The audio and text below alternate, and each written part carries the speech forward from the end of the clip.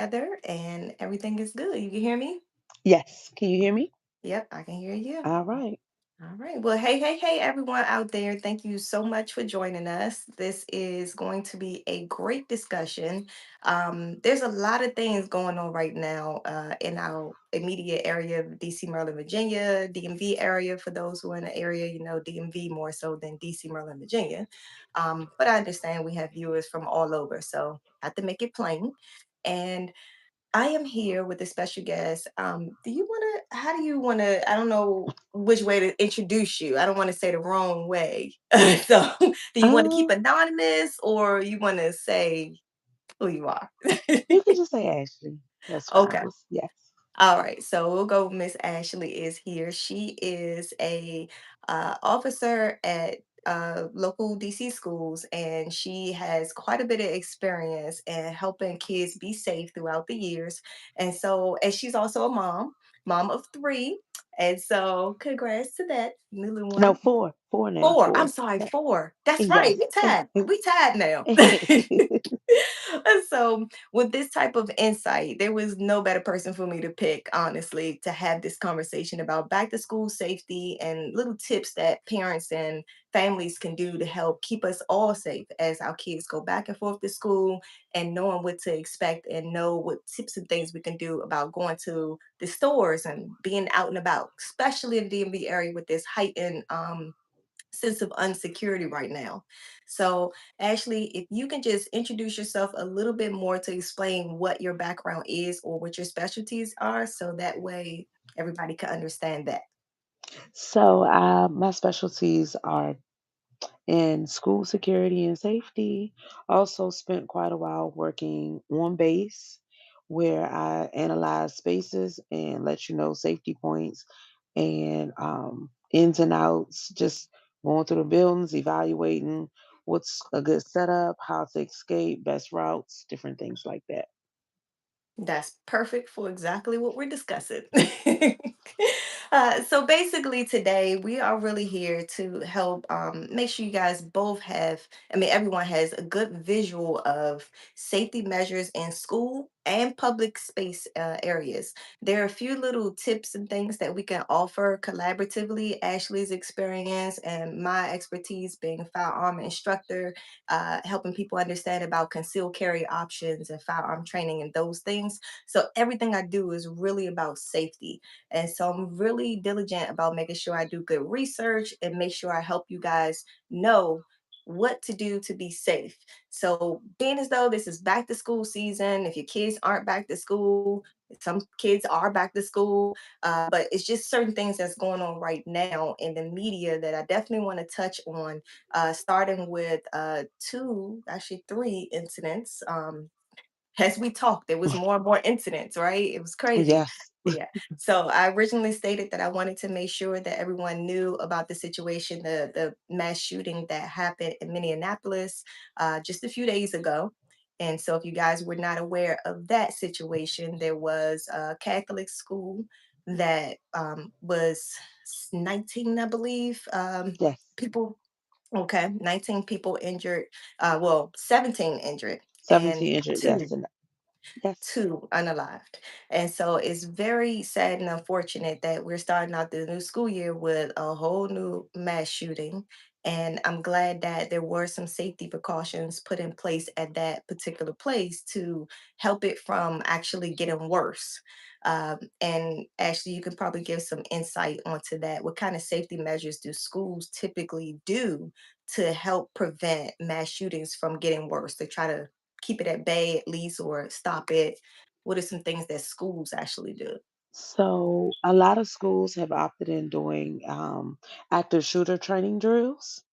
Um, some schools, depending on their location. So I've worked in several schools. When I worked in Virginia, their policies are a lot different. There is no check-in policy. They just continue to keep the doors locked. You have to be buzzed into the building. Um, I'm sorry, I was reading a note. Yeah. um, uh, Some depending, like I said, depending on where you are, a lot of schools in DC, they require a safety protocol where there are security guards who have to buzz you in. You are screened in. Our school has taken the extra route, and when you come through the door, your bags go through the X-ray machine.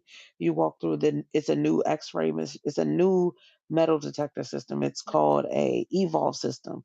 The Mhm. Evolve system actually does a full body scan and it takes a photo, and so it can detect weapons on your body on in different places. And when you walk through, it takes a picture of you. So we're able to go back and see exactly who it was. A lot of schools have opted in a new camera system as well. We just got a new system. It's called Verkada. It actually has facial recognition, and Mm. it's connected through a cloud. So everyone's able to see it. You're able to share videos to your team, however you do. So if you walk into a hallway, you can pick it up based off a person, based off a vehicle in the parking lot, and Mhm. it'll track everywhere that exact person or that vehicle has went on camera.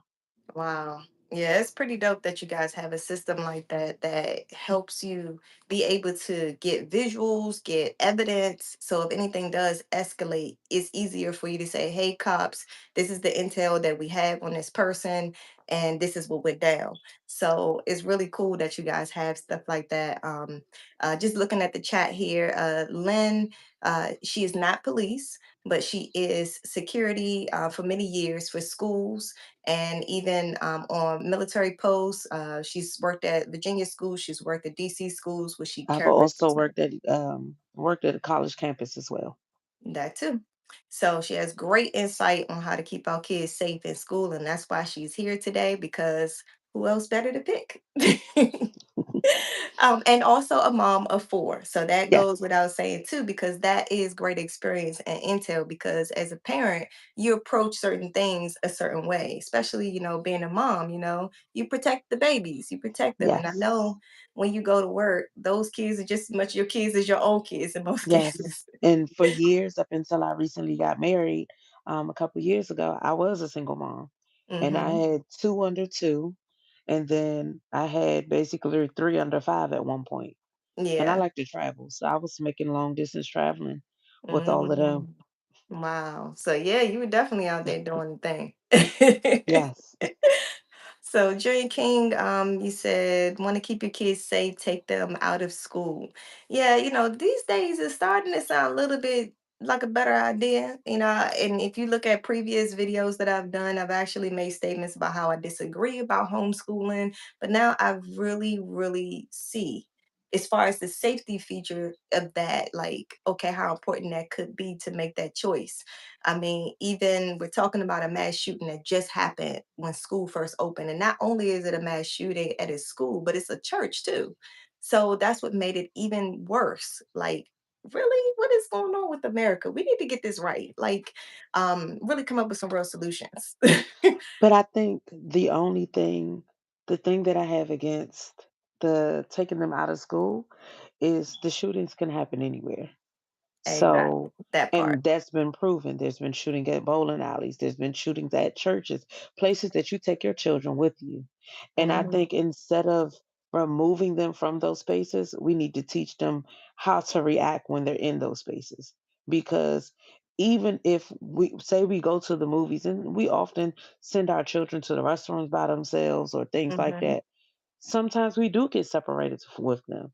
Even if Yeah. we're with them in the space, we may be separated. It went out. I don't know if you can hear me, but it went out. I I'm can't see sorry, you. somebody's calling the Oh, okay, iPad. okay. Yeah, I'll give my you a moment to get that back together I'm if you have to trying to refresh get your them. screen. We Okay, can hear you, yeah. but we can't see you. Okay, I'm gonna refresh. I think it's because someone's trying to call the iPad. Okay. All Hold right. So Junior King, you said want your kids to be safe, take them out of school. So you have your answer in on. reference Okay. to that, different perspective of things. And then you also said shooter training is pointless. The kids are the shooters.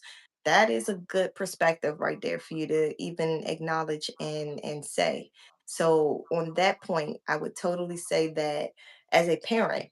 we need to be discussing with our kids what is happening with these safety drills that they're doing at the school. I know my kids just had one the other day, and I Mhm. was asking my second grader, like, what did they tell you to do? And, and trying to just help her through navigating that, giving her a little bit more insight than what they may have told them, just because I want to educate my own kids about that. So that could be something you can do as a parent, and then helping them to understand some warning signs. This is a reason, one major reason why I'm against homeschooling is because social cues. People feel, or we have a lack of attention to the intelligence of socialism, meaning that we as a human race can actually meet somebody, kind of read them, in a sense of knowing their emotional state for the most part, okay, and have a good sense of what somebody may or may not do, or if someone is a potential threat. We have an innate ability to understand that.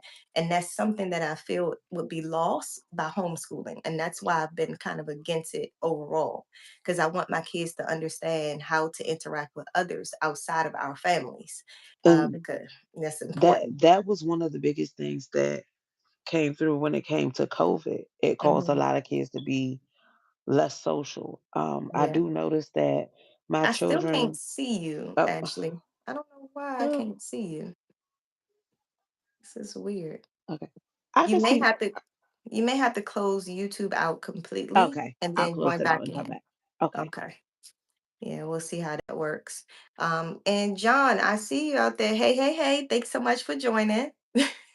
While we wait for Miss Ashley to come back, if you guys do enjoy the content that you're seeing so far, please go ahead and give it a thumbs up and subscribe to the channel so you can stay tuned to more conversations on Fridays at 8. And then also the other interviews that I do with the women who are helping in the community.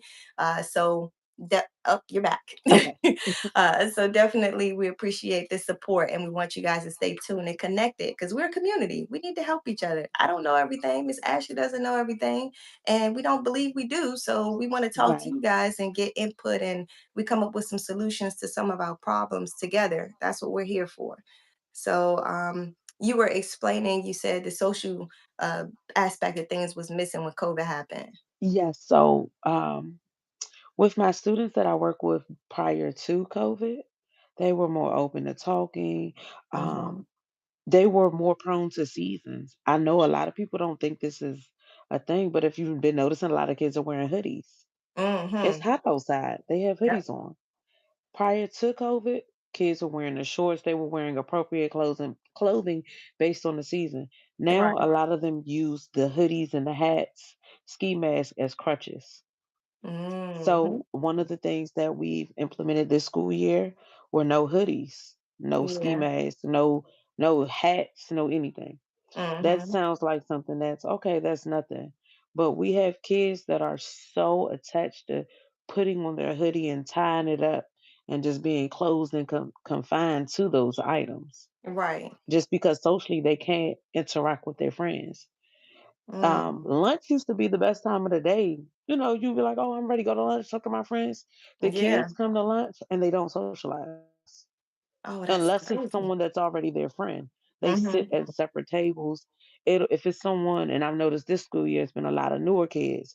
They come in and they go to all the corners of the cafeteria Oh, and they wow. just stand alone. They Mm. don't even attempt to make friends.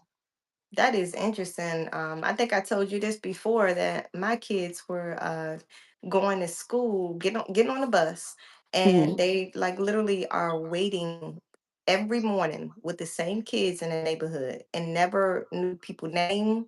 They don't talk to them. They don't say good morning, nothing. And I was just See, like, what? This don't make sense. That's your neighbor. They live right across the street. They live right there. And you don't even know their name, or you don't even say good morning when you see them and y'all about to get on the bus. The bus could right? be running late, y'all out there for 10 minutes or so, And you know? they'll stay to themselves. Yep. They won't attempt to speak to one another. They don't Mhm. socialize. Like you said, neighborhood friends were the friends you used to grow up with. You used to go from Exactly. elementary to high school with them if you Mhm. didn't move around. But Exactly. even and kids, I used to laugh at my daughter because I'm like, every time we used to go to the park when she was younger, oh, mommy, this is my best friend. I want to go play with my best friend. I'm like, you don't even know her. She was like, but her Right. mom's going to go get ice cream. Can we go get ice cream with my best friend? Now it's it's completely different ever It since they've really said that. is. And I hate that those few years affected the children so much. And it's actually affected them to the point that a lot of them are being diagnosed with IEPs. That's true. That's very So true. our school is, I want to say it is at 93% students Mhm. with IEP. Just because everyone has an IEP doesn't mean they're in self-contained classrooms as well. Right. And that's So, that poses a whole nother safety thing that you guys have to go through, because with yep. people being IEP, then you have an idea of what could be some triggers for this person, what type of behaviors is possible for them to have. So I think that's a good safety measure for the staff to be trained on these things. Um, and helping the parents understand how to interact with the teacher and administration in reference to their child, coincided with their IEP. So that could be a good safety feature too. It could benefit in that way. And it is beneficial. So at our school, all Hmm. staff members, teachers, security, dedicated, everyone is Tech 2 trained. And so Mm, with Tech 2, we are legally able to put you in a hold that does not harm you. hmm And we're to hold you until you're ready, until you say you're ready to be school ready. Okay, okay. So Lynn said, so basically an important cop. Talking about Yes, you. yes. Yes. An actual community-based cop, Yes. And realistically. Lynn did have a question. As a female, do Yes. you got to be more aggressive with people? So actually, with that's a good question. Honestly, it's about gauging your environment. Hmm. So you can't just always go in aggressive. You don't always have to step in and put on the tough armor. When, Exactly. especially when you're at a school, you'll get to know your students. You'll Hmm. know, and again, this comes along with the IEP. When you know the triggers and you know the issues that they have, you know some of them don't respond well to authority.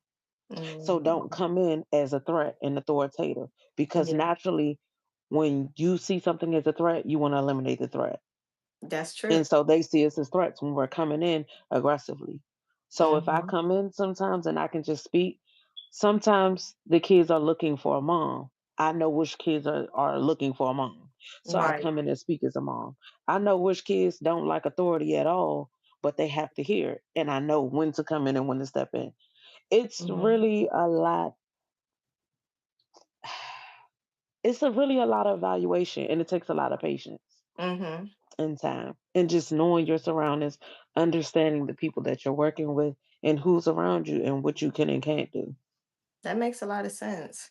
I mean, And honestly, when it comes to being a female in your industry and a female in my industry, because it's so few of us compared to males in these fields, you do find that there is a lot of women in that industry, in your industry and my industry, that could be a bit aggressive or come yes. off as like more masculine, if you will. Mhm. Um, I will say that in my personal experience, I don't typically take an aggressive approach either. And I think me dealing with firearms, I have to find a balance of helping people feel safe and comfortable being in the shooting range. So I'm Right. definitely not going to be aggressive Right. because And that'll so totally make people fearful. that's one of our things that is also taught in TAC too. It's taught in not only physical training but also verbal Hmm. communication. So with TAC 2, you have to know the difference between a emotional response, which Hmm. is am I acting off of emotions because something is really wrong, deeper Yeah. than what I'm responding to. You're listening to the cues.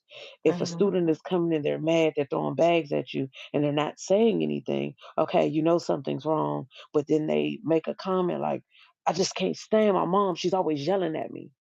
That's your cue. Okay, Yeah. so now I know you're mad because she yelled at you this morning. Now I know when I'm Mhm. speaking to you, I need to speak and not yell versus a deliberate cue where you just coming in and you're just doing stuff to get a response from me. Yeah, that's So true. You that's definitely where have to you gauge your understand that. aggression.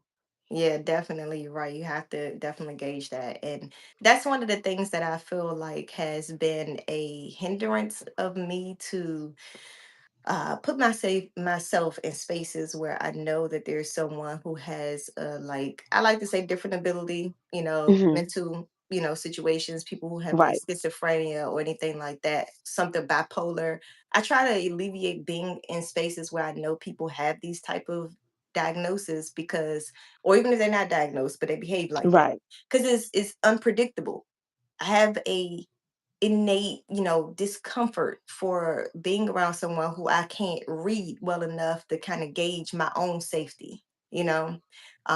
And I think it just definitely comes from a situation I was working at an optometry office when I hmm, was younger. And this guy, and his sister came in there. The sister came in there first, and she came in there to make sure nobody, there wasn't a lot of people in there because her brother, he is an adult, but he has special needs, and right, she's his caretaker, and she knew that he doesn't do well in high populated people, so she made sure it was not many people in there. And I think at that time he was the only person in the store with us that day for that time.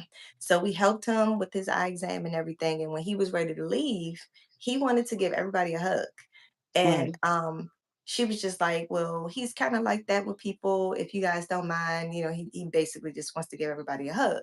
So everybody was like, okay. So, everybody gave him a hug. And then he came to me and he like locked down. And like I'm feeling his private on my leg and I'm freaking out. I'm right, trying to get away and he's just like hugging me tighter. So the sister immediately acted. She snatched him off of me and got him out the store. But ever since then, I was like, I need to stay back. Like, 'cause I can't gauge, because that came out of nowhere. He ain't and help so nobody else leg. right. And so what's even crazier about that is so outside of this, I'm also a registered behavioral therapist. So I work with kids with autism. Mhm, Um, with that, so I'm kinda on the fence with the hug thing mhm. because what sister has to understand is yes, that's what he does, but you also people think that disabilities stop people from being capable of understanding certain things Right, and right. being told no. It takes Mhm, patience and it takes a lot. But for me, I feel like sister should have said certain people are okay and explained to him, no, it's not always okay to hug. right. And I think a lot of people, it's easy. It's already hard taking care of children with disabilities. Mhm, So it's easier to just say, just do what they're asking and it'll be fine right, right. versus actually correcting the behavior. So that's Mhm, one of the things that I dealt with a lot as well with with my clients. mhm. The mom hates to see me tell them no. Right, Mom will be like, "No, don't tell them no, we don't do this, we don't do that."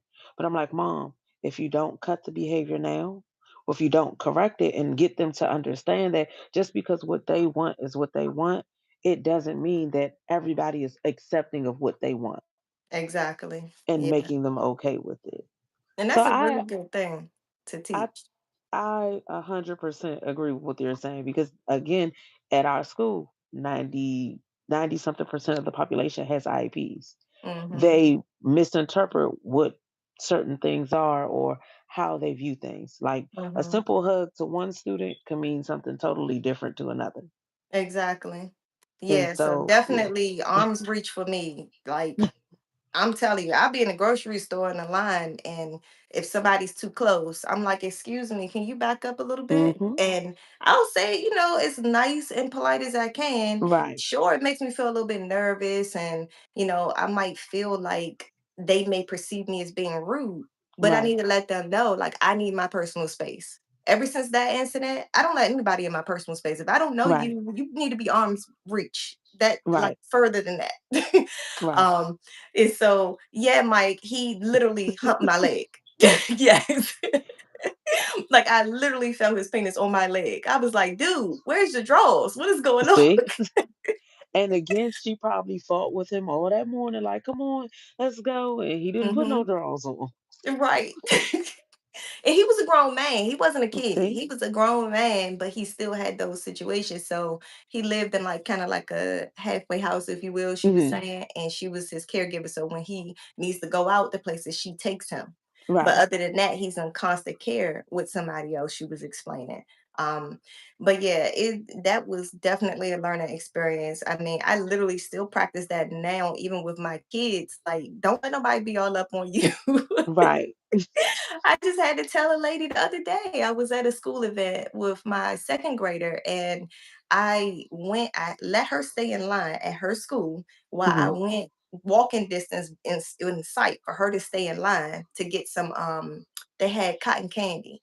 Right. And there was a lady right there with her, an older lady. Hmm. And when I came right back there, she was just like this. My daughter's right here. She's like this.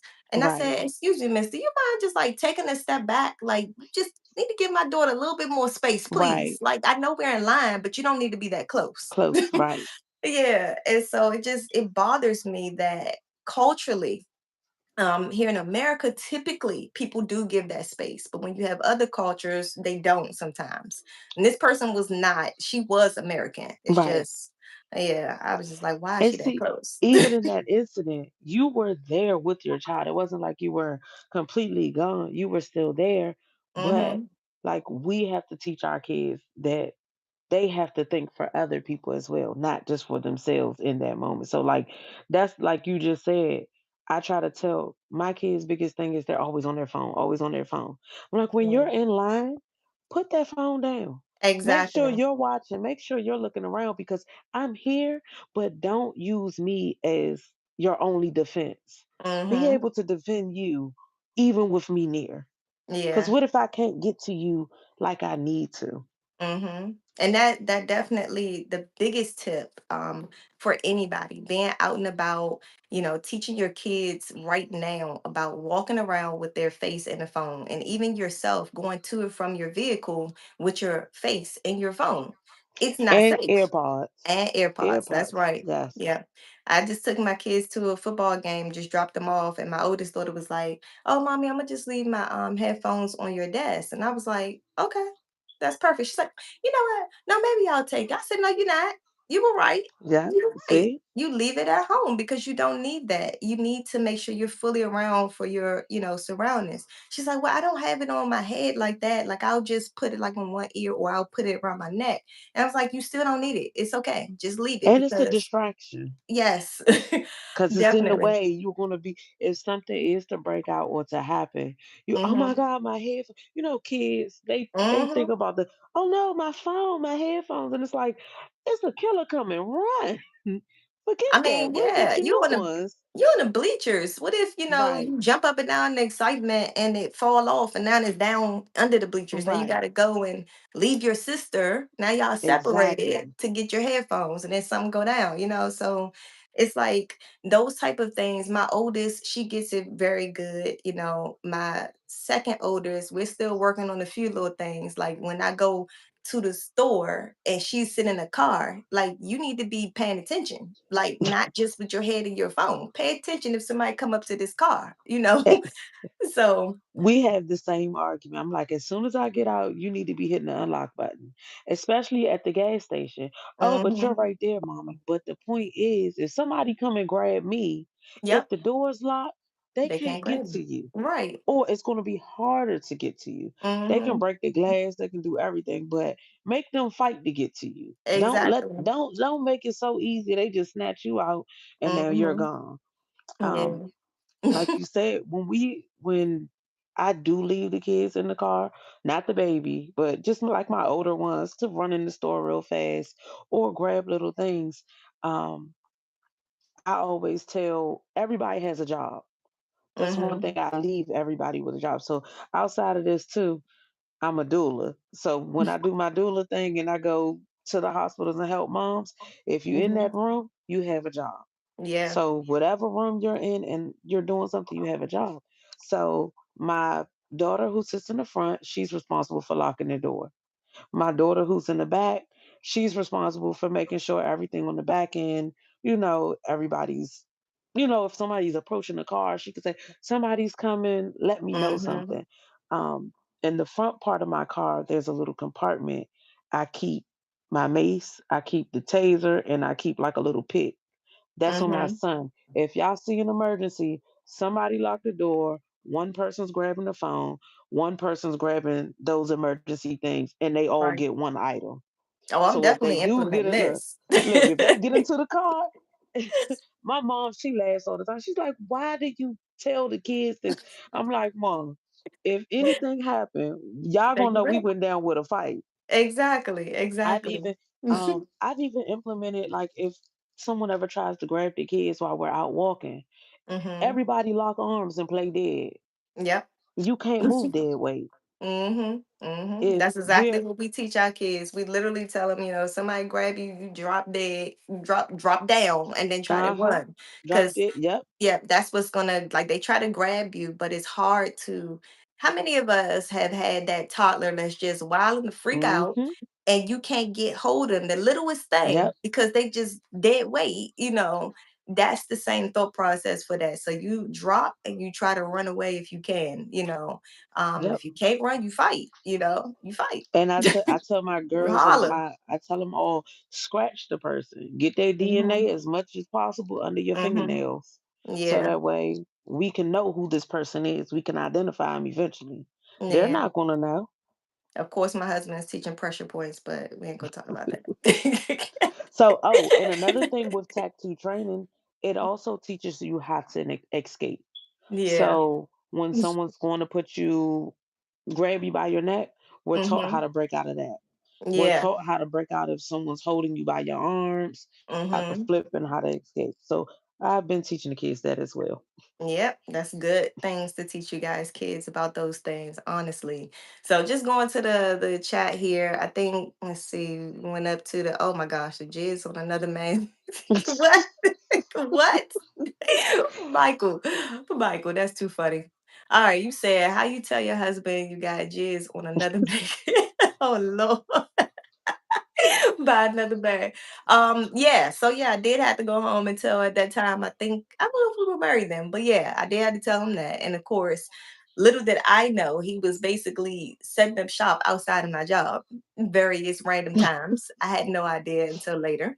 Yeah. At that time I just worked at a pretty bad like area. I worked at Oxon Hill, Oh Eastover yeah. Shopping Center. It was rough. so Oh yeah, so I do yeah. say Eastover. Yeah, that's it. So that definitely was crazy. But yeah, that definitely was creepy. And my husband definitely did what he could to make sure I felt safe when it came to being in that area. And see, Google the amount of kids getting hit by cars lately. It's crazy. Oh wow. So yeah, that is definitely something I need to look into. Kids get hit by cars. Look. Okay, let me tell you.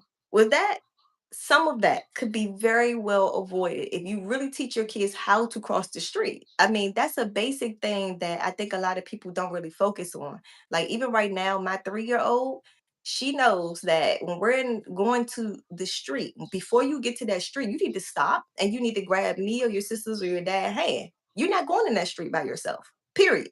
End of story. So that's something right there for younger kids. And then older kids will I don't even say older, like 4, 5, 6. Like they need to be knowing how to look both ways twice and then cross the street. you know? So speaking of crossing the street, that's actually a thing that we have an issue with. Mm, Our school is located right there on the crosswalk, crossing one major road and going another way. yeah. The one street is at a stop sign, but people run the stop sign all the time. Mm, And the kids are so hyper focused on, oh, I gotta go meet my friend. I gotta go do this. I gotta do that. And their favorite thing to assume is, well, I'm walking out on the street. They're not gonna hit me. mm, No, they don't. The problem that a lot of kids have is it's not gonna happen to me. right. That would never happen to me. They see me. I Mm-hmm. promise, and I be trying to tell the kids, I promise you're not bigger than the program. If you step out in that street, the car is gonna hit you. Yeah. Cars can't stop that fast, No. And sometimes especially they don't coming see down the you. hill. Yeah. Exactly, because Yeah. and I keep trying to tell our students, think for the people around you, not just Mm-hmm. for yourself. Because if you're not thinking for the people around you, just assume that everything is a threat. When you about to cross the street, assume everybody's on their cell phone and they're not looking at you. Right. When Yeah. you wherever you're walking through, I hate to sound like that person who seems scared of everything, but it's not necessarily being scared. It's the precaution. Just Being like when aware. people just like when people enter our building, sometimes like we'll have staff that be like, "Oh, they're just staff. They can go ahead." No, they weren't checked. So to me, Mm-mm. they're a threat. I Yeah. don't care. You're not a threat until you've been cleared through my security post Hmm. and through my team.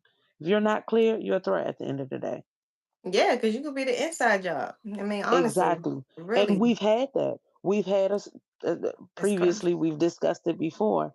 A Hmm. student came in with a gun coming to shoot another student. Hmm. Everybody was like, "Oh, well, she always comes in. She always beat when she go through." I don't care if she always beat. Send her back through the metal detector. This was before we got our new system. This is what sped up the process to our new evolve systems. Send her Hmm. back through that machine until she doesn't beep anymore. I don't Wow. care if we go through it all day long. We're going to keep going through it. But our school permits physical pat downs because of the level of security that is needed. Hmm. So that is how that gun was found. And me and another officer were the ones I found it, had the other officer confirm. But that's just based off of our training and what we require in security pat downs. Most Right. people just think, oh, they don't need to be pat down. It's not jail, it's just school. They have lives outside of school as well. They Yeah, they have things do. that they want to keep themselves safe from. Hmm. I That definitely think I felt more like they're preparing us for jail when I was in school, as a teen or just as a kid, period. 'Cause I had metal detectors in junior high school and high school. And I thought, oh man, they preparing us for jail, whatever. We got these uniforms and we got metal Mhm. detectors. And I'm like, that's not even that. I don't feel free. I feel like, caged in. I don't like this. But as an adult now, as a parent, my kids originally going to schools with no metal detectors. Now they're having them. I'm starting to especially given my field and me doing the Right. research and seeing the mass shootings like the one we just had a few days ago, Yes. Minneapolis.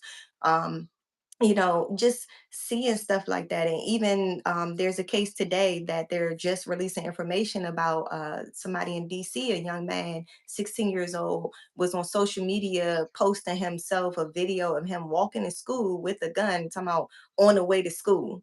And luckily, the police and whoever else, I don't know if it was feds, whatever police, was actually able to get wind of that and actually stop that situation from being worse than what it was.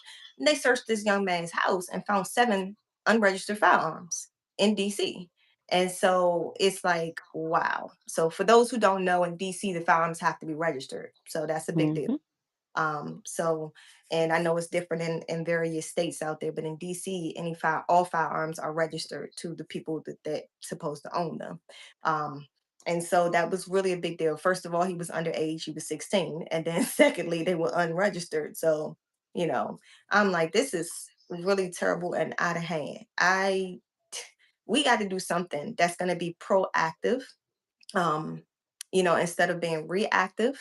And I really think mental health is a big deal. The situation with the mass shooting that just happened in Minneapolis, that was definitely a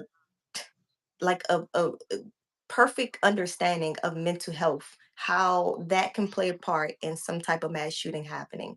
I cannot wait to find out all of the information about how this situation even got to this point. Because this young man was 23 years old. He graduated from that Catholic school. He had his name changed and his sex changed when he was in grade school. And now that he was an adult, he was having regrets about being a trans woman, and he was feeling like he didn't feel comfortable being a man or being a girl, and he just was lost within himself. But then he also had this obsession with mass school shootings, with shooting and killing children. So it was very thought out, strategically planned. He mapped it out. He left a video posting about what his plans was on YouTube. Of course, that video is taken down now, but there are YouTubers that have clips of it, or they show some of the video. So you guys can actually still see that information if you're interested in checking that out. Um, but I really think that it all starts in the home. Parents, please stop assuming that your kid is okay. Please stop being in denial. If your kid is not okay, if you're not okay, own up to that and do something about it, because that's where it starts. Like a lot of times, people, especially parents, we don't want to say that anything is wrong with our kid. None of us ever want to feel that way or admit that, especially not out to public, but at least admit it to yourself and within your home, and getting some special help for, with the doctors, speaking to a therapist. Please take the time to do that, because you can save your child's life.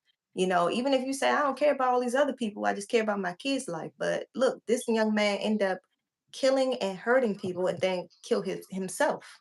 So now that those parents are without a child as well. So it's a whole ripple effect. And this is the conversation I like to have with teenagers, making sure that they really understand that what their actions are not going to be affecting only them. It's a whole ripple effect that affects everyone, everyone that's involved, everyone that's attached to the people that's involved. And that is one of the things where, when it comes to that, it's so important for them to know that, because you may be able to understand this too, Ashley, or contest to this, that there's a lot of kids out there who don't care about their life, or at least that's what they say. That's how they carry themselves. It's like, I don't care about me. It's whatever, whatever. I'm just here to make money or whatever, however they want to see it. Um, but one of the things I explained to them, even if you don't care about yourself, I know there's somebody you care about. You care about your mama, you care about your daddy, you care about your siblings, your cousins, best friends. And so that's one of the things that you guys have to make sure they know, honestly. So, but mhm, Yeah, a lot of our kids these days, just based off the ones that I've been working with, they don't see past today. They only see what's happening now. They mhm, don't see their future. They don't see where they can go, where they can be, and where they can progress to. yeah, They only see life is bad now, and I don't care what happens. So I'm mhm, just going to do what makes me happy now. And I think that's been one of the biggest things that I've come to the realization is just working at the high school. That's why so many decisions have been made based off of, well, it's not that big of a deal. mm, It doesn't matter. And so, like you said, speaking with your kids, really talking to them and bringing back that community. yeah, Don't just speak to your kids. Speak to your friends' kids. Like all mhm, my friends' kids, I text my friends' kids. I check in on them. I encourage my kids to talk to my friends. Not that they're friends or they're equal on the same level, but when mhm, you don't feel comfortable enough to tell me or talk to me, tell somebody. right, I right, don't want my child to ever feel alone. I don't want mhm, anybody else's children to feel alone. So I always encourage the children, if you don't like me, okay, find somebody that you're comfortable with who will exactly. talk to you and Mhm. will Yeah, give I you definitely that do the that same. that ear to listen to. I definitely do the same. I explain to my kids, like, even if you can't talk to me, you can't talk to your dad, you need to talk to your aunties, you need to talk to your grandparents, talk to your friends, you can talk to somebody to get that off your chest and get it, worked through. Definitely is something to consider. Looking at Meta 101 said parents are soft. I mean, I agree, Meta. You're not wrong. A lot of parents are soft these days. Definitely, we got to know how to say no more. You know, Yes. yeah, that definitely helps, because I think a big problem is these kids are not told no enough, and so when they are told no by life, they have a mental breakdown and they don't know how to deal with it. And so that's important. We got to be a little bit more stern, with things. I think we pass off our own feelings as far as how we felt growing up when our parents might have been real tough on us. We didn't understand it then that it was Hmm. needed. And when we became a parent, we said, oh, I'm not going to do that to my kids. And now here it is, we got these soft kids because we soft parents. And so the conversation that I had with someone else today was, um, a lot of the times the generational curse is the parent will do one thing and pass it to the kid. The kid saw what the parent is and said, I don't want to be anything like that. And then they Hmm. change how they parent their child. And then their child is, I don't want to be like my parents. So they revert back to what the Mm, grandparent was. yeah. So, for example, just say I'm always working. I'm working myself to death, always making sure my kids have everything they want. So then Mhm, my child turns into my mom worked herself to death to take care of all of us. I don't want to be like her. I only want to worry about me. I want to be selfish. They have a mhm, child and then they're selfish when it comes to taking, oh no, I'm not doing that for you. I'm not doing this. Now their child is back to the other parent. Well, you mhm. didn't do everything for me. So when I have kids, I want to make sure I do everything for them, and then it falls back into the cycle of working all over again. That's a good theory. That's a good theory. I definitely think that that might be it. That was just one of the conversations we had, Yeah. and then um, I think a lot of parent, I think too because we're the generation of a lot of change. Mhm. We don't we have understanding of what our parents had to deal with, and but at the same time we're really not understanding Yeah. because we're not far removed from being able to have certain rights and certain freedoms and being Mhm. able to do certain things. Like even financially, our parents are they probably had houses and money, Mhm. but that's a fairly new concept in the black community. Yeah. It's not Mhm. it's not years and years and years and years of homes, stability and things like that. Yeah, So inheritance passed down and things like that. You're so we're right. getting mad at people in the way that they're acting and they're living, but Mhm. that's all they've ever known. Right. We're Yeah. looking at the way they react in today's community, but they have the mindset of back then in Mhm. today. So Yeah, when we're that's like, right. well, I don't understand why you did this or why you did that, it's because Mhm. they still have the old mindset living in today's world. Mhm. They That's don't true. fully understand that they can do way more than what they were once allowed to do. Exactly.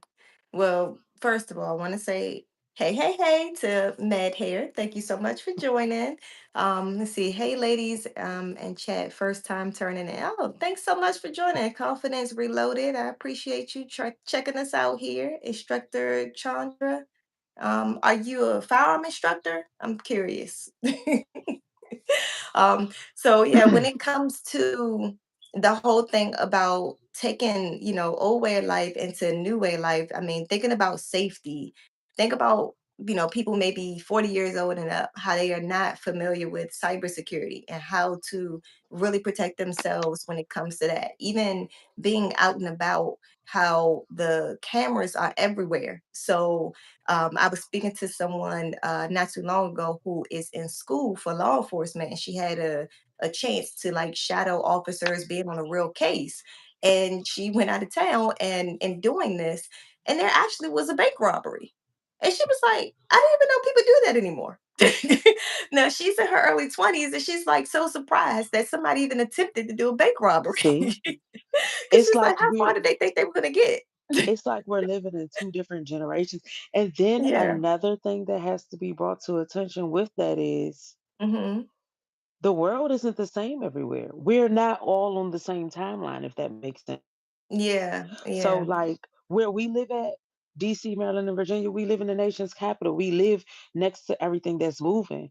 You still Mhm. have people that are living in these small towns that don't have these opportunities. They don't have Yeah. these jobs. They don't have the same experiences we have.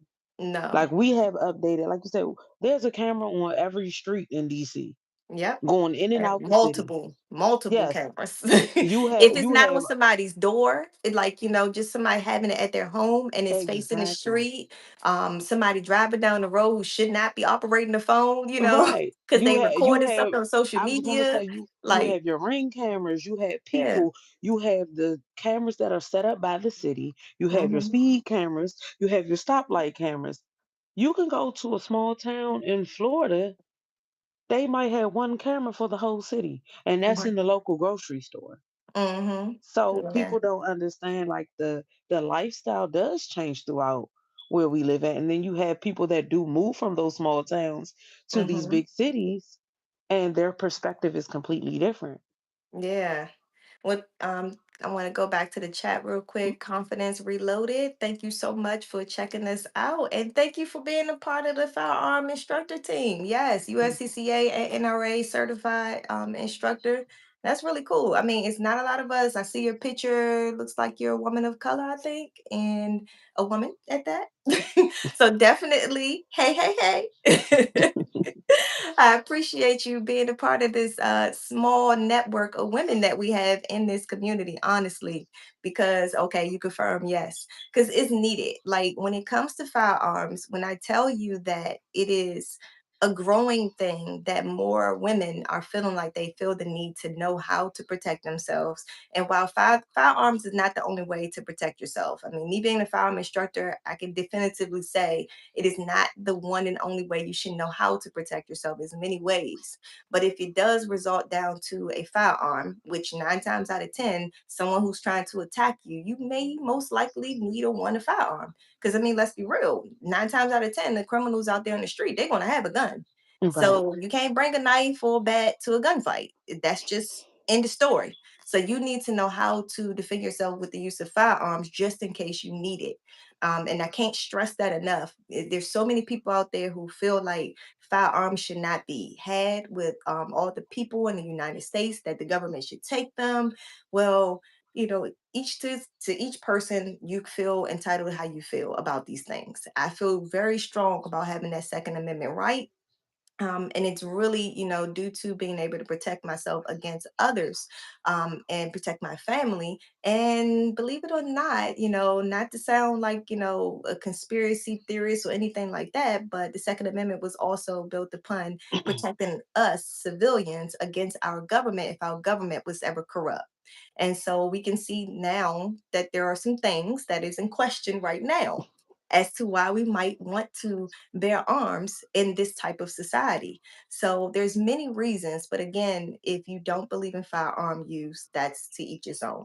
Just know that when it comes down to it, you probably might want to know how to use it, just in case. uh, With anything, we should know how to use everything and properly because in reality, a criminal is going to be a criminal. okay. Whether we do say we do take all the guns and they're all gone. Hmm.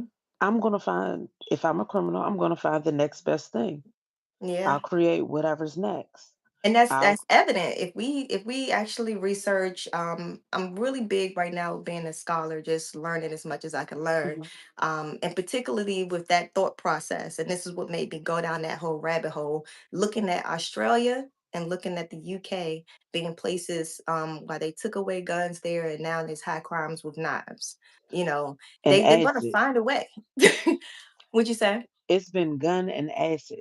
Yeah, yeah, and it's so much worse too. I mean, Yes. honestly, when I was researching recently about Ireland, Northern Ireland, how the northern portion of Ireland has been at war with each other Mm. for a very long time, and they don't necessarily have access to firearms. But trust and believe, they are making home bombs and they're blowing each other up. They are constantly attacking one another with bats, crowbars, whatever, glass bottles. They love their pubs, so it's an Right. unlimited supply of, glass bottles, really. So people are going to find a way. People are definitely going to find a way. And that's really what it boils down to for me. So if it's not firearms, it's going to be something, you know. And I just need to know that I have at least some way of protecting my family. And that's why I believe in the right to bear a SIG P365. Yes. Len, I'm right there with you. P365 all the way. And I love my P320. I know they're getting some bad press right now. Y'all don't judge me, but that is my love. I love my P320. It is my favorite pistol that I just love the way it shoots, honestly. So thank you so much for joining today. I want to make sure I just close with you giving us a few tips that maybe we haven't said already, as far as keeping ourselves and our kids safe to and from school, or being out there on the street, going to the stores and things like that. So a few things that I would like to discuss as far as keeping your children safe. I know lately in the DC metro area, the biggest thing has been the bus route changes, trains, all the different things. Make sure that as you all are taking your kids to and from School, if you're driving, one thing I like to do is I make my children stay awake. I know in the morning time they want to get back in the car, go back to sleep. I make them wake up and I make them tell me how to get back and forth to work. Well, to school. I tell them to Mhm. name the street. One thing that we don't realize is we expect our children to know what we know with our adult mind. If Right. you ask your child where you at, they'll look around like they don't know simple things like as far as how to find the street sign to know the street that they're on. I never realized Mm. that until I was in the car and I told my kids, I'm like, hey, what street are we on? My mind thinking, oh, I drive this street all the time. I know to look for that green sign over there or look Mhm. above the light, the sign. They're like, how do you know what street you're on? So teaching them those small things. Your school is on this street. Your home is on this street. How do you find that? If you're ever lost or someone kidnaps you and you jump out the car and you're in a strange area, if you get the Yeah. phone to call 911, you can look up and know that sign right there says this street. I know that Mhm. if I walk to the end of any sidewalk, it will tell me my street that I'm on. Yeah, I Little love that. tips like that. Um, like I said, I tell my children tell we started off by telling me the direction. So remembering, make a left, make a right, go straight, Mhm. turn at this light. That was just the easiest thing. Then it Mhm. began, okay, once we got that step, and also teach them in steps. Don't just tell them, go on this street, go on that street. Teach them in steps so that if they're ever in a trunk, they're unaware, their eyes are closed, they can say, okay, we've driven, we just made a right, we just made a left. Mhm. Let them know what that feels like and what it is. Use all of your senses. That makes a lot of sense. That makes Um, a lot of sense, definitely. I have my kids from the time we leave the house, I tell them to let me know, make a left on this street and name the street. Make a Mhm. right on this street. And I tell them that as well because if someone else ever has to pick them up and take them somewhere, and then give them a couple of different routes to the same location. That way, it's not if this route is shut off, now they're completely shut down. Mhm. They know, That's true. oh my gosh, I can't take this way, but I do know that if you take this way here, we can get there on this way. Yeah. Make them not be as dependent on GPS either, Yeah, that because makes a lot of sense. sometimes kids are dependent on that. Anything can happen. Adults Phone can are be, dependent yeah, on adults as well. that. Yeah. So I actually went back to teaching the kids how to read the map. Mhm. And that makes Just a lot of sense. That's perfect. I mean, honestly, I even thought about that too. Like as a kid, I didn't know how to get nowhere. If it wasn't on the south side of DC or right in the little pocket, on Georgia Avenue where my right. family was on the north side, I didn't know how to get nowhere. I See, mean, like it when didn't I was know. younger, the way that I only knew the bus route. Yeah, And the exactly. bus route was an Train. extra Yep. 2 hours. When Right. I could, when someone would come pick me up, I'd be like, "Yeah, drive all the way down here, then drive all the way down here." I'm giving them the way that the bus is going. When in Mm-hmm. reality, I didn't have to go the way the bus was going. I could have just went straight down one street and here and there. And so Yeah. I try to teach them multiple ways. If they do take the bus, catch the bus with them a couple of times, Mm-hmm. and so that you can guarantee the bus route.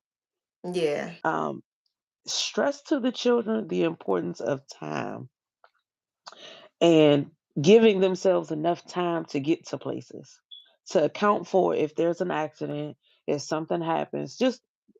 Um, just account, like I said, accountability on their time and Yeah. not trying to show up to places late. That's a big safety thing for me because Yeah. I've noticed a lot of people think that I can make up time that's already lost in Mm. speed. You can't, no matter what, you can't speed and get to the place. If you're late, you're late. Yeah. No amount of speed is going to get you there. And that's just for people who are getting children. I've read the comment. You get lost Yes. without well, look, get you a map and so you can Right. learn some of them streets. I gotta teach myself streets because I don't know either. I be like, oh, up there with a corner with a giant at. Make a Oh no, right I turn that look, light. look, I'm learning all the street. I have to know everything. And I think for me my biggest fear is because I do live by Andrews. Mm-hmm. It's a lot of stuff going on.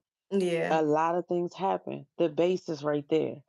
I Mhm. lived by a base when 9/11 happened. Yeah. My mom wasn't able to get to me, Mm. and I had to leave my elementary school and get home I was in 5th grade. I remember it. Wow. So, I was lost, Mm. and I You just making don't me want feel that. old. You was in 5th grade? I Oh god, know. you making me feel old. Yeah, I was in the 5th grade. I remember that very vividly. I actually went to Eastern and I was in 10th grade or 11th grade, one or the other, Mhm. something like that. But yeah, I know I wasn't in 12th grade. I remember the exact class I was in too. But yeah, that was definitely a scary time. We have lived through a lot of stuff actually. Yes. A whole lot of stuff. Yeah, I heard on the Um, radio today too. Today, I believe, marks the 20-year anniversary of Katrina. And and I remember that I happening. worked at FEMA at the time of Katrina, and it Mm, was horrible how that was handled. I mean, horrible. Those people suffered and died yes. unnecessarily in many cases. Yeah, that's a whole nother discussion, but it Yes. definitely tore my heart to see those things happening and not necessarily firsthand, but kind of secondhand, seeing what was going on with that and how people was denied help, to get their homes fixed and Mhm. stuff after the fact. It was just horrible. Um, so yeah, but definitely when it came to, safety features, definite safety factors, you gave me a Mhm. lot of insight. Just knowing your surroundings to that T where you know the street names. I would also add that teach your kids and you as parents pay attention when you're going to and from stores. Paying attention Yes. if you see a security guard standing at that corner, or maybe there's a I don't know, a housing development that has a security guard or police Mhm. officer that's posted here or there. Like start to notice that. Start paying attention where the security cameras are as well when you're going in and out of these stores and whatnot. Because if there is an emergency in the store, somebody's trying to attack you, the one of the things you could do to help yourself for after the fact is try to get it recorded. And maybe pulling out your phone ain't it. Maybe you just Right. get where that camera is and hopefully that camera is running a recording, so, and that can be used for evidence to help you in that situation. So, it's a lot of different things that we consider as far as safety. If anybody has anything else to add, being out and about, getting your kids back and forth to school, as we're closing, put that in the chat box area because it helps a whole lot. Like I said, we are a community people. We don't Yes. know, one of us, all of us, we don't know everything. And we need to speak to each other about different things and how to help one another. We need to stop being reactive, but we need to be proactive. And this is how we do it. We educate ourselves, we talk to our neighbors, we find out different ways of doing things that's going to make it better for us all. And safety is very layered.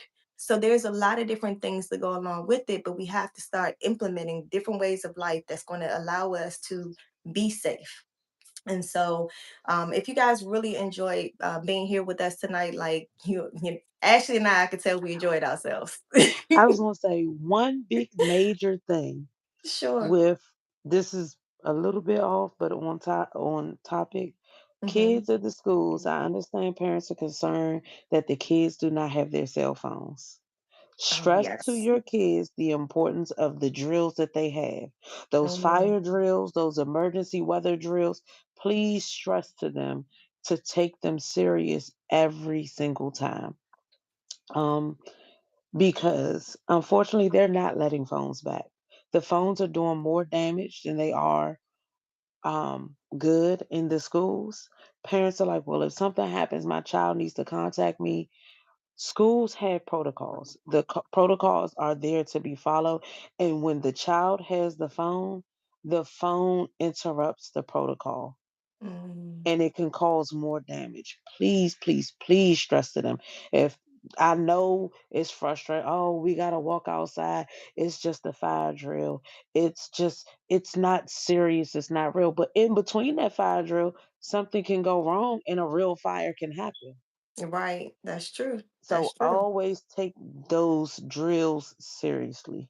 And as a parent, we're not there and we're not doing the drills. So what if your kid does call you in a fire, an actual fire, and they go because you tell them, well, go this way, get out that exit door because you're on that Hmm. side of this building. And that's not the best way for that kid to go.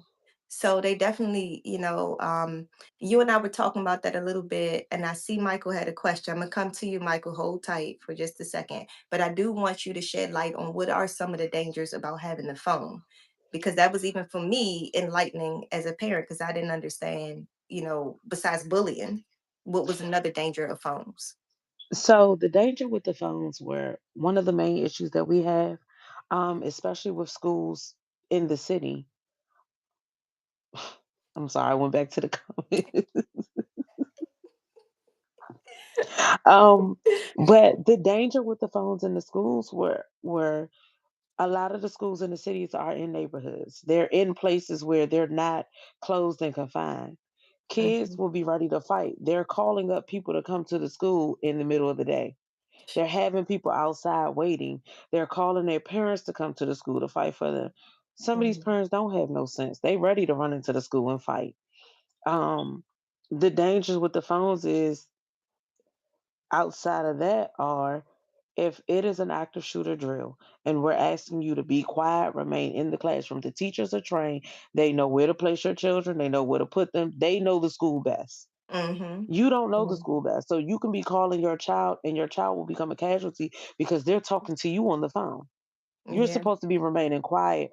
Our protocol, I don't want to go too deep into protocol, but doors are Yeah. shut, remain silent, lights off, Yeah. stay hidden.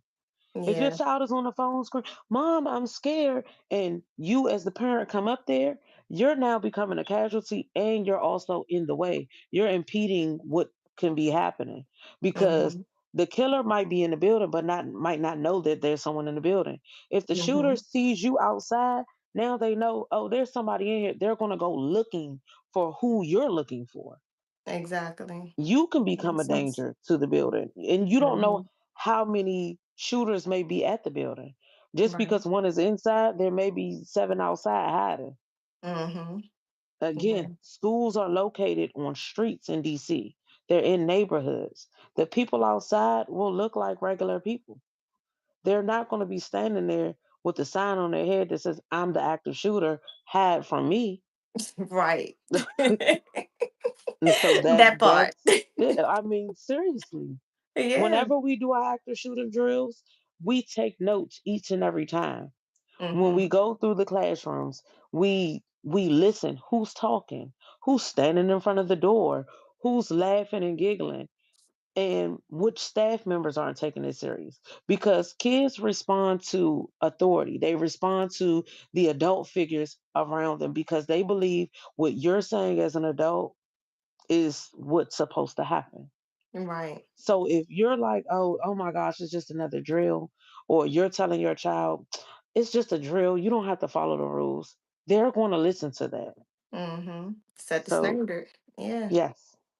So definitely, Mike, to answer your question about adding GPS to your kid, I definitely just recently experienced that. Took some. My daughter had a friend that couple friends that wanted to go to Chuck E. Cheese with us for her birthday, and the mom had left her with me in my care, and I take that very seriously, and she had a Apple Tag on her, the tracking device, and so I noticed on my phone alerted me that it was a tag in my area. And I was like, I think that kind of defeats the point. Like the point that the mom should be Right. aware where a child is, sure, but letting me know, perfectly good stranger that should not even know about this tag. So that is something I would be worried about. Maybe sure, whatever type of, I don't know anything about that device exactly. If there's a way of cutting off that setting to alert others to know on your particular tag that you get, or if there's something to do with that. But basically, consider that fact that your kid being GPS, that's not necessarily a bad thing, but the fact of alerting other people is my concern. Because it But I should, think yeah, the tag, you can't cut the feature off because mhm, it's for the people who use it for the wrong reasons, such exactly. as putting it inside of someone else's car to follow them. Hmm. So Yeah, it's going to always alert regardless. yeah, it has to be another way, honestly. 'Cause I'm just like, wow, that just alerted me that this child is being tagged. Like, I mean, I knew though, because you can see she had like Right, a bracelet, you know. That's how she right. had it. It was like a bracelet, but still, and the mom even told me, she had put it on her, whatever. So yeah, I'm just like, okay, yeah, she's safe too, as much as we gonna make it, but I appreciate you doing that. No problem. But definitely DMV renovations. I'm gonna stay away from random men humping my leg. Nowadays, I think they'll think twice anyway. So that helps. But definitely, everybody out there, please just stay safe. Be vigilant. Pay attention to your surroundings. Keep up with what's going on in the media.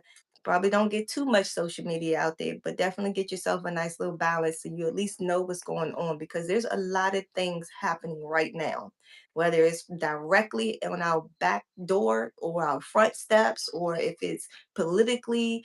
But as a whole, there's a lot going on, and we really need to pay attention and stay woke out here. So, again, I appreciate everybody joining. If you haven't already, press that subscribe button and make sure you press the notification bell too, because you need to know when we do go live. There may be random times I'll go live some random times, and you won't get that notice. And when I'm putting out other content videos out there that's edited, please, you'll get those notifications about those things. So I appreciate everybody. And thank you so much, Ashley. As No always, it's a problem. I pleasure. enjoyed my time. It was really, really nice. I love doing these. That's awesome. I appreciate it. And trust me, you're going to be the first person I call when I think about it, something else we need to discuss. So, You know what? I think I got a good topic. okay. All right. I'll be all ears for that. So, All you right. guys, next week, we're going to pick up the conversation with what's going on in DC. We're going to get into that a little bit, how that's affecting every person being out there living in the DC area, seeing those shotguns, rifles, and things like that in officers' hands. We're already used to seeing armed officers, sure, but we're not used to seeing other type of officers in other uniforms. We're not used to seeing people walking around with shotguns and rifles. So how is that really making the people feel? Does that make the people feel more safe? Or does that make the people feel more a little bit unsafe? So that's the question that we want to navigate next week. So we'll be talking about that. So definitely stay tuned, and I'll see you guys next week at 8. Have a good one.